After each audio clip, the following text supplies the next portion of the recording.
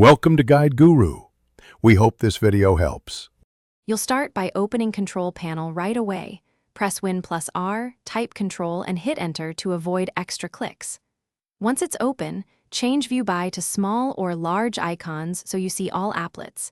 This makes specific settings easier to find. If Run is disabled, you start and type Control Panel, then pin it for future access. Make sure you're signed into an administrator account when planning system-level changes, so you won't be blocked by permissions. Now you'll focus on locating the exact setting you need. Type a keyword into the Control Panel search box to jump straight to the right applet. Once found, click or right-click the item to access properties, change, or troubleshoot. Right-click often exposes deeper options. For multi-step tasks like uninstalling programs or managing devices, follow the link sequence shown and read each pane before applying changes.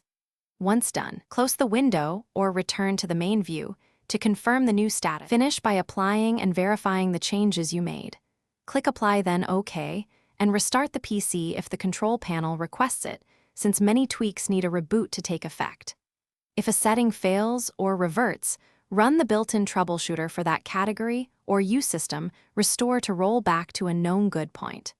Make sure you have administrator rights and that Windows update isn't pending, because pending updates or insufficient privileges are common causes when settings won't stick. Thanks for watching. Consider subscribing if we helped you today.